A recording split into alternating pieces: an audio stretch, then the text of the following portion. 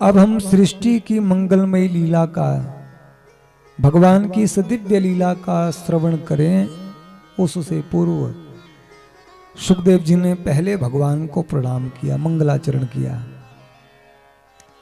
और इतना सुंदर ये मंगलाचरण है, बहुत श्लोकों में किया, कई मंत्रों में सुखदेव जी ने यह मंगलाचरण किया।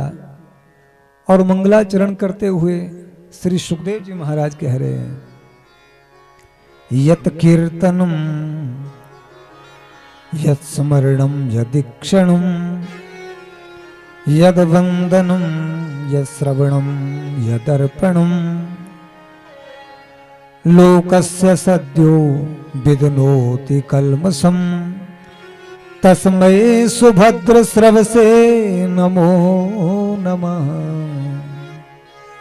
जिन भगवान का लोग कीर्तन करते हैं, यत कीर्तनम यद स्मरणम, भगवान को याद भी करते हैं,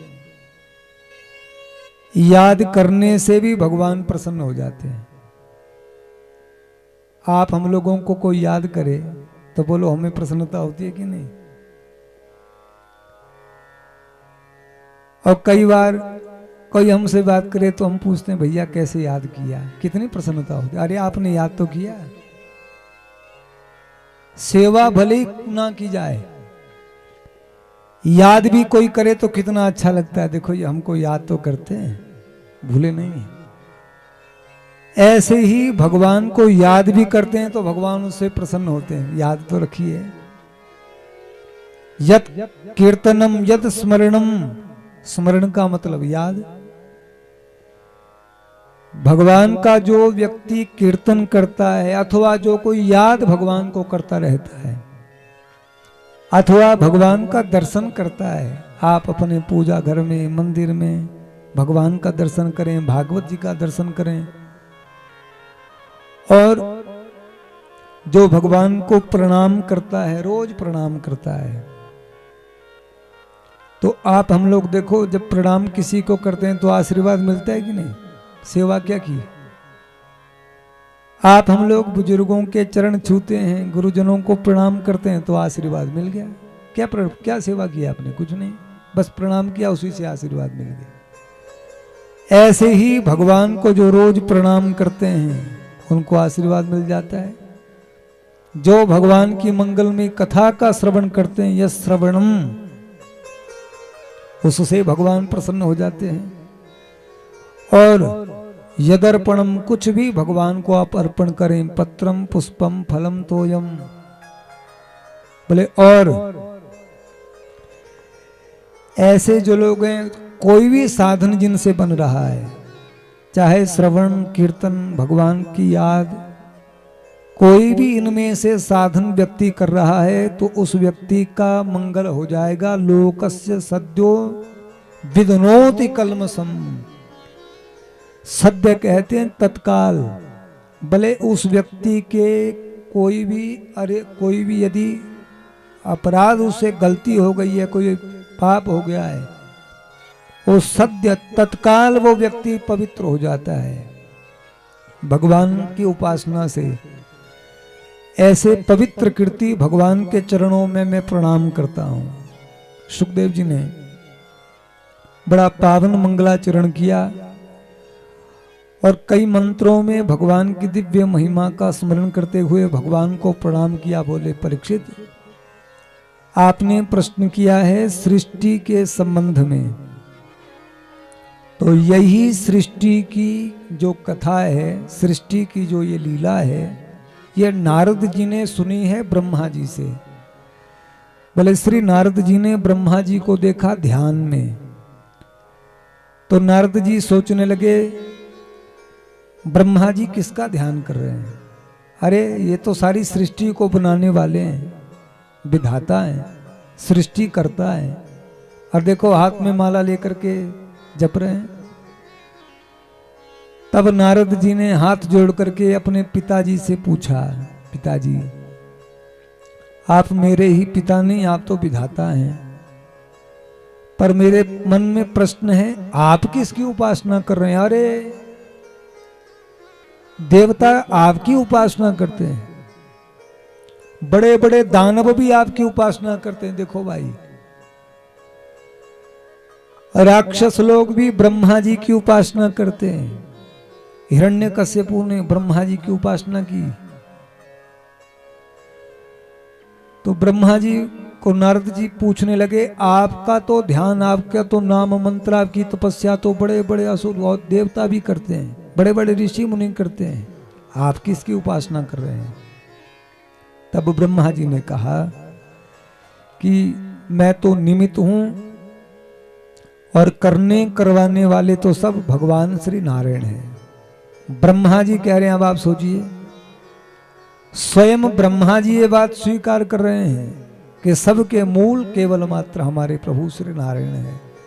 ब्रह्मा जी ने कहा, मैं उन भगवान का स्मरण करता हूं, उनको ध्यान करता हूं, प्रणाम करता हूं कि जिनकी माया से लोग मुझे सृष्टि कर्ता कहते हैं, लेकिन मैं तो निमित्त हूं, करने करवाने वाले तो भगवान हैं। जैसे कुरुक्षेत्र की भूमि में भगवान श्री कृष्ण अर्जुन को उपदेश करने लगे भगवत गीता का, तो श्री कृष्ण ने अर्जुन को कहा, तुम तो निमित्त बन जाओ, बाकी युद्ध जिताना ये मेरी जिम्मेवारी है, तुम निमित्त बन जाओ। धर्म की रक्षा करना, धर्म की स्थापना करना, ये अर्जुन की प्रतिज्ञा नहीं है, फिर किसकी प्रतिज्ञा है? ये तो भगवान की प्रतिज्ञा है। आज गीता जयंती का अवसर है ना, और भगवान की प्रतिज्ञा है धर्म की स्थापना करना। भगवान कह रहे हैं, यदा यदा हि धर्मस्य ग्लानिर्भवति भारत अभ्युत्थानम् अधर्मस्य तदात्मानं सृजाम्यहम् परित्राणाय साधूनां विनाशाय च दुष्कृतां धर्म संस्थापनार्थाय संभवामि युगे युगे। यदा यदा हि धर्मस्य ग्लानिर्भवति भारत अभ्युत्थानम् अधर्मस्य तदात्मानं सृजाम्यहम्। भगवान अर्जुन को कह रहे हैं, तुम तो निमित्त बन जाओ, बाकी धर्म की स्थापना ये मेरी प्रतिज्ञा है। निमित्त मात्र सभ्य साचीन, निमित्त बन जाओ। ऐसे ब्रह्मा जी कहते, मैं तो निमित्त बन गया, और सृष्टि बनाने वाले कौन है? बोले मेरे भगवान। तस्मै नमो भगवते वासुदेवाय धीमहि। उन भगवान का मैं स्मरण करता हूं जिन्होंने मुझे निमित्त बना करके ये सृष्टि की रचना की। नारायण परा वेदा देवा नारायण गजाः, नारायण परा लोका नारायण परा मखा, नारायण परो योगो नारायण परम तप, नारायण परम ज्ञानम नारायण परागति। बोले वेद जिनकी महिमा का गान करते हैं, वेदों का सार श्री नारायण है, सब देवता भगवान के ही श्री अंग हैं। ये सारे लोक भगवान में ही कल्पित हैं, कोई भी लोक अब भिन्न नहीं है, भगवान में ही सब लोग समाहित हैं। भगवान ही परम गति हैं। बड़े बड़े भक्त योगी जन, उन सब की परम गति क्या है? भगवान है। भगवान में ही सबका पर्यवसान है। जैसे सारी नदियां समुद्र में मिल जाती हैं, ऐसे ही सब साधन भजन करने वाले, योग करने वाले, तप करने वाले, सबका नारायण में ही लय हो जाता है। श्री नारायण की प्राप्ति ही सबका लक्ष्य है। ब्रह्मा जी ने ऐसे भगवान की स्तुति की, और फिर नारद जी को पहले भगवान की विभूतियों का वर्णन किया। बोले समग्र विश्व भगवान की जो विभूति है, भगवत गीता जी में श्री कृष्ण ने भी अपनी विभूतियों का वर्णन किया। और विभूति का मतलब क्या है? बोले जैसे सोना है धातु, और सोने का आपने कोई गहना बना लिया, अब उस गहने का आकार भी पड़ गया, नाम भी पड़ गया। पहले क्या था, सोना जब आकार नहीं बना था, पर आपने कोई आकार बना लिया, कोई गहना बना लिया, तो उसको क्या कहेंगे, उसको कहेंगे विभूति। जैसे मिट्टी से बना घड़ा, तो घड़ा क्या हो गया, विभूति। ऐसे ही भगवान की जो कला है वो क्या है, भगवान की विभूति। भगवान के जो अवतार होते हैं ना, वो क्या है, भगवान की विभूति। बोले वो भगवान नारायण से फिर राम जी बन गए, तो नारायण की विभूति हुआ कि नहीं। वही भगवान श्री बद्रीनाथ जी के रूप में प्रकट हो गए देवी मूर्ति के गर्भ से, तो क्या है, विभूति है। ब्रह्मा जी ने भगवान की विभूतियों का स्मरण किया, भगवान की कुछ लीला अवतारों का स्मरण किया, और परीक्षित राजा ने जो विविध प्रश्न किए हैं श्री सुखदेव जी से, सुखदेव जी कह रहे हैं ऐसे ही सृष्टि के संबंध में प्रश्न किए थे नारद जी ने ब्रह्मा जी से। बोले ब्रह्मा जी ने नारद जी को सुनाया। भगवान जब संकल्प करते हैं मैं एक से अनेक हो जाऊं, एको अहम बहुश्याम,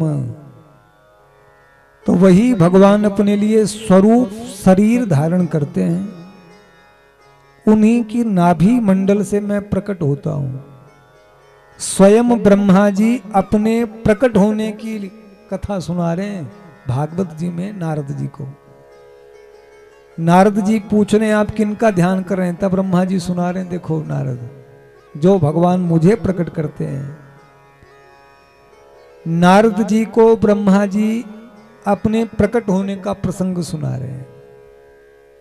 देखो एक पुत्र अपने पिता के प्रकट होने को कैसे जान सकता है, क्योंकि पहले तो पिताजी हुए, तो अपने पिता के जन्म को पुत्र कैसे जान सकता है, तो पिताजी बता रहे हैं नारद जी को, और नारद जी तो बेटा है, तो अपने पुत्र को ब्रह्मा जी बता रहे हैं नारद जी को।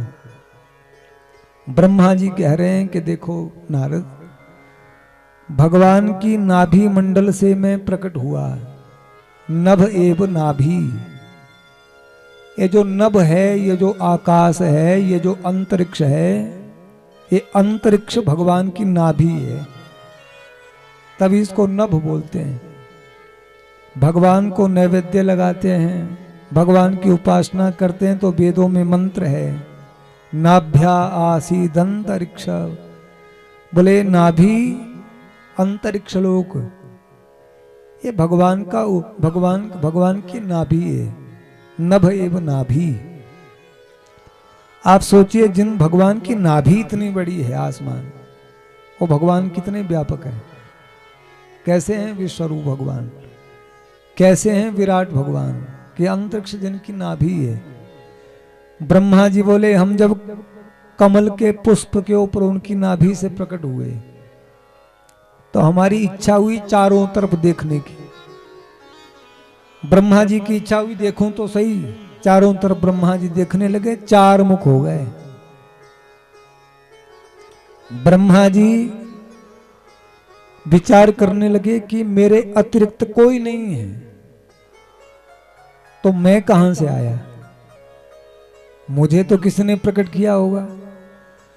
ब्रह्मा जी ढूंढने लगे, तब व्योम वाणी हुई,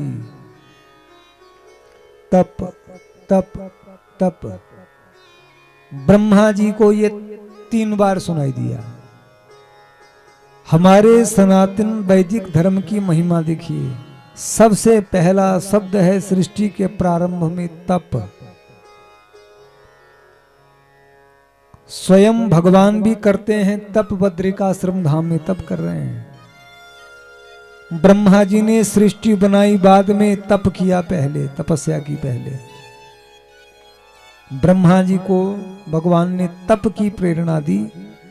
ब्रह्मा जी ध्यान करने लगे कि जिन प्रभु ने मुझे यह प्रेरणा दी है, जिन्होंने मुझे प्रकट किया है, वो मुझे दर्शन दें। तब भगवान ने दर्शन दिया। और ब्रह्मा जी ने प्रार्थना की कि कृपा करके मुझे प्रभु आप ज्ञान दीजिए ताकि मैं आपको जान जाऊं। आप बताएंगे तभी हम आपको जान पाएंगे। तब स्वयं भगवान ने अपने को प्रकट किया। अपने को प्रकट करने का मतलब है अपना परिचय दिया। आप हम लोग भी अपने को अपने आप ही प्रकट कर दें कि नहीं? आप हम लोगों से कोई पूछे कि आपका परिचय, तो जो हम अपना परिचय देते हैं उसका मतलब हम अपने को प्रकट कर रहे हैं, हम क्या हैं, कहां से आए। ऐसे भगवान नारायण ने अपने स्वरूप को प्रकट किया। 4 मंत्रों में भगवान नारायण ने ब्रह्मा जी को अपना स्वरूप ज्ञान दिया। आप सब जानते हैं 4 ही वेद हैं, 4 ही ब्रह्मा जी के मुख हैं, 4 ही युग हैं। ब्रह्मा जी को 4 ही मंत्रों में भगवान ने जो उपदेश किया उसका नाम है श्री भागवत। भगवता प्रोक्तम इति भागवतम। भागवत जी का एक मतलब होता है जो भगवान ने कहा वो भागवत। देखो जो गीता जी है ना, आज संपूर्ण विश्व जो पावन पर्व मना रहा आज के दिन गीता जयंती का, तो ये जो गीता जी हैं, गीता जी का नाम है श्रीमद् भगवत गीता। भगवान ने गाया, ऐसे ही भागवत जी का मतलब है भगवता प्रोक्तम। भगवान ने जो कहा, भगवता प्रोक्तम भागवतम।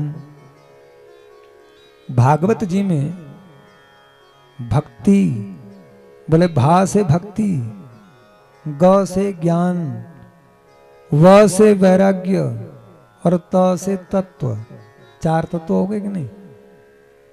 मतलब ये हुआ कि भक्ति ज्ञान वैराग्य के सहित भागवत जी में भगवान की महिमा का गान हुआ है। भक्ति ज्ञान वैराग्य के सहित भगवान की लीलाओं का वर्णन हुआ है।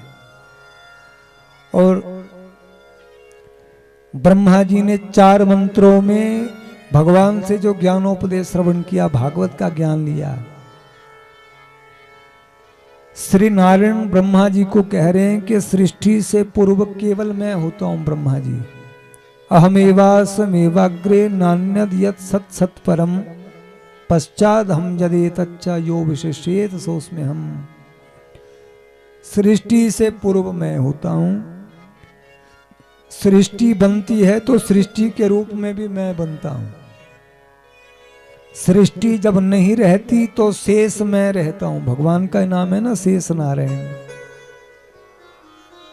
और सरलता से हम कहें, सरलता से हम लोग समझें तो भगवान ये बता रहे हैं, जैसे देखो सोना पहले बना कि गहना पहले बना?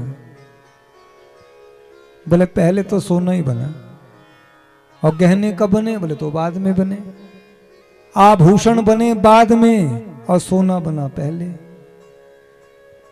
तो पहले सोना था और फिर बाद में जब आभूषण बन गए तो बोले तो भी सोना ही है, सोने के हैं। अच्छा, आपने फिर वो आभूषण पिघलाए, फिर क्या बना? फिर सोना। तो जब गहना नहीं था तब भी सोना था, आपने गहने बनाए तो भी वो सोने के ही गहने हैं, और फिर आपने पिघला दिए फिर सोना।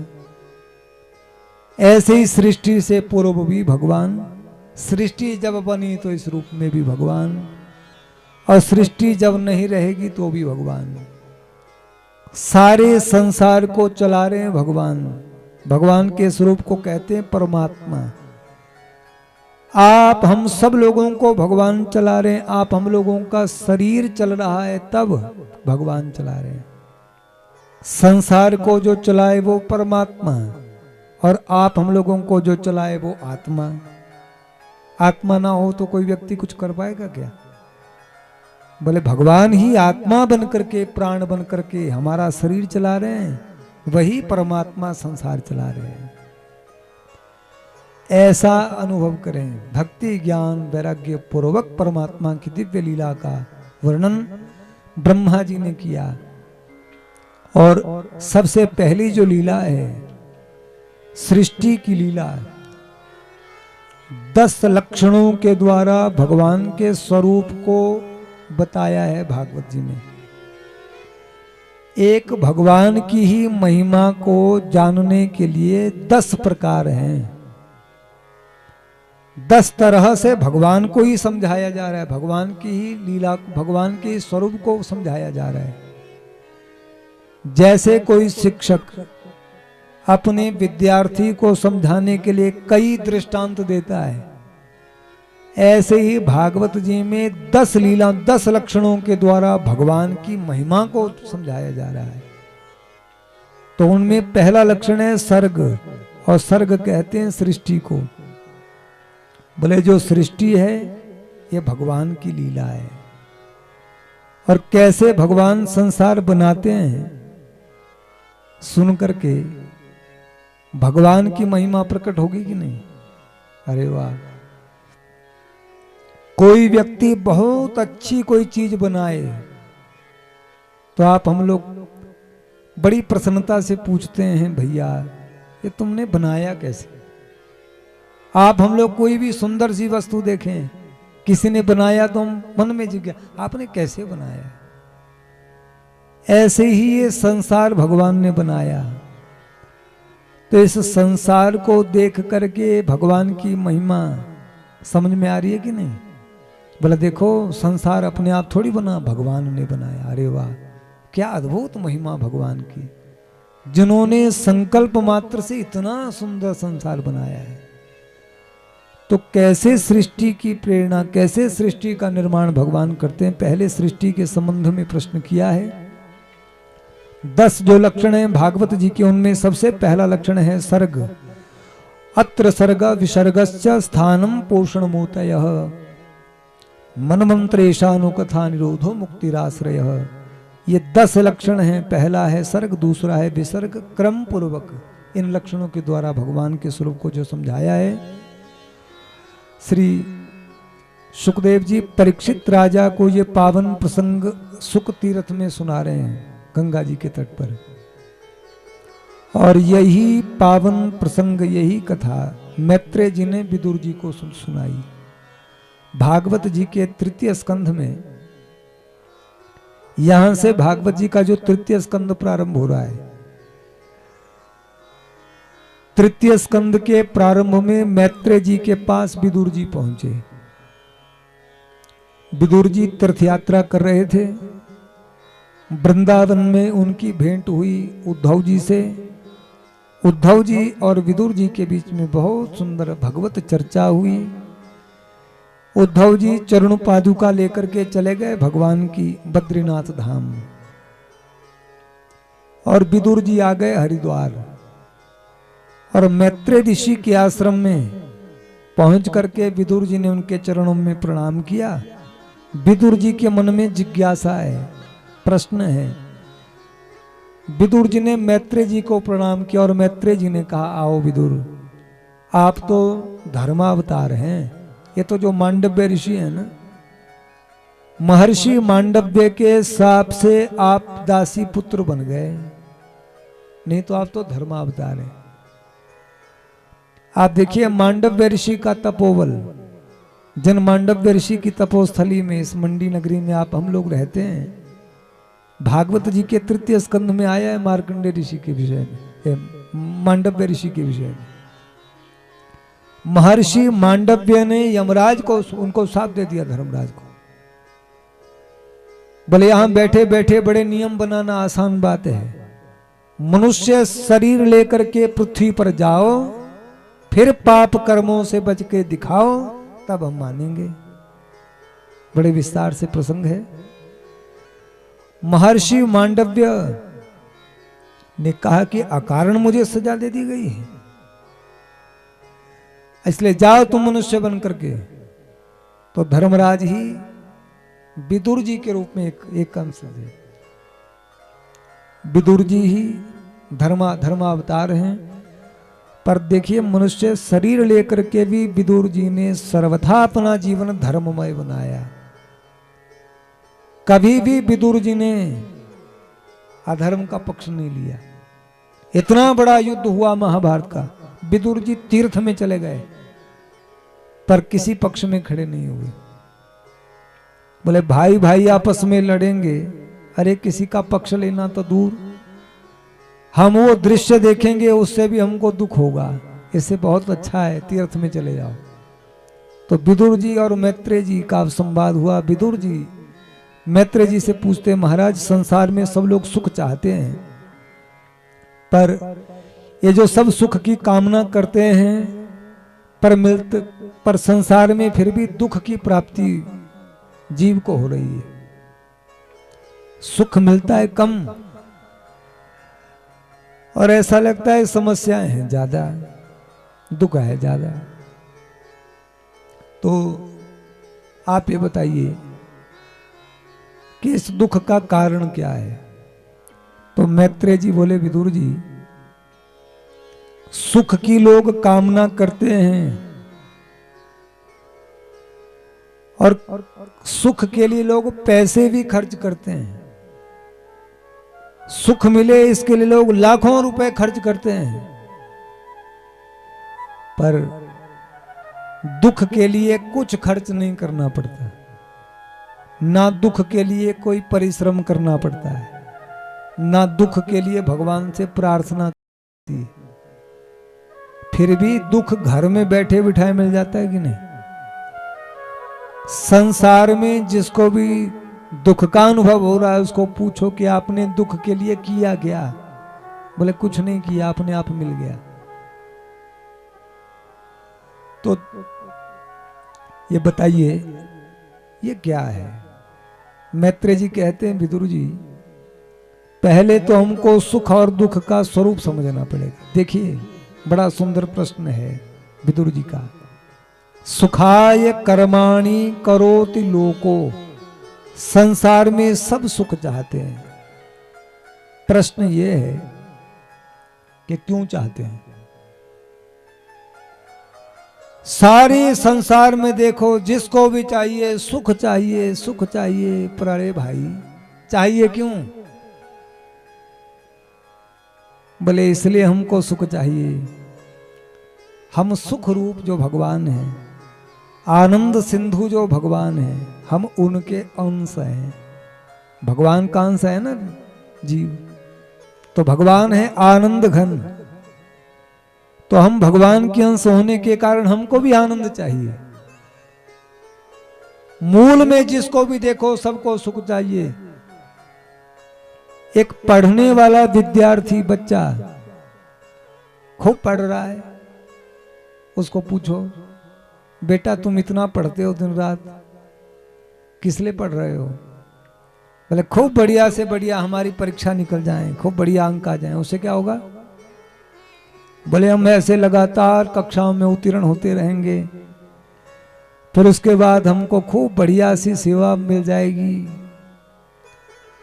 और बढ़िया सी पद प्रतिष्ठा पर हम चले जाएंगे। पढ़े हैं और खूब बढ़िया पद प्रतिष्ठा हमको मिलेगी, उससे क्या होगा? बोले फिर हमको खूब बढ़िया वेतन मिलेगा और फिर उससे क्या होगा? बोले उससे फिर हमको सुख होगा।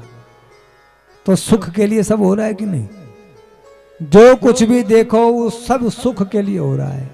और सुख चाहिए क्यों? बोले हम भगवान के अंश हैं। भगवत गीता जी में भगवान कह रहे हैं, ममे वांसो जीव लोके जीव भूत सनातन। बोले जो जीवात्मा है, भगवान कहते हैं ये जीवात्मा, भगवान कह रहे हैं कि ये मेरा अंश है। तो अंशी के गुण अंश में आएंगे, माता पिता के गुण बच्चे में आएंगे कि नहीं? ऐसे ही भगवान है आनंद घन, तो हमें उनके अंश, तो हमारी इच्छा भी होती है सुख लेने की, सुख ही चाहिए बस। मैत्रेय जी बोले आओ विदुर जी हम भगवान की कथा का श्रवण करें। बोले भगवान की कथा का श्रवण करके सब समस्याओं का संपूर्ण समाधान प्राप्त होगा। सारी समस्याओं का समाधान क्या है? भगवान की कथा। कथा का मतलब कहानी नहीं होता। कथा का मतलब है हमारे सारे दुख दूर कैसे होंगे, सब समस्याओं का समाधान कैसे होगा। बोले जो हमें बताए केन प्रकारेण, किस प्रकार से हमारे सब दुख परेशानियां दूर हों, उसको कहते कथा। बोले आओ हम भगवान की मंगलमय कथा का आश्रय लें, जिससे सारे प्रश्नों का समाधान प्राप्त होगा। मैत्रेय जी ने गुरु परंपरा का स्मरण किया और भगवान का स्मरण किया। बोले सृष्टि देखो, प्रलय में शेषनाग जी से सनत कुमार जी ने ज्ञान प्राप्त किया, उनसे सांख्यान ऋषि ने प्राप्त किया, उनसे बृहस्पति जी ने किया। ये अपनी गुरु परंपरा बताई। मैत्रेय जी ने गुरु परंपरा को याद किया। और बात यह है, पहले गुरु का दर्शन, फिर गुरु जी का मार्गदर्शन और फिर भगवान का दर्शन, यही है ना क्रम। तो पहले मैत्रेय जी ने अपने गुरु जी का स्मरण किया, अपनी गुरु परंपरा को याद किया, जिस गुरु परंपरा से उनको यह ज्ञान मिला है। जैसे दादाजी से कोई ज्ञान मिला पिताजी को, पिताजी से मिला बेटा जी को, तो परंपरा हुई कि नहीं? ऐसे ही हमारे गुरु जी को उनके गुरु जी से ज्ञान मिला, उनके गुरु जी को उनके गुरु जी से ज्ञान मिला। ऐसे गुरु परंपरा का स्मरण किया। वंदे गुरु परंपरा, अपने गुरु परंपरा का स्मरण किया।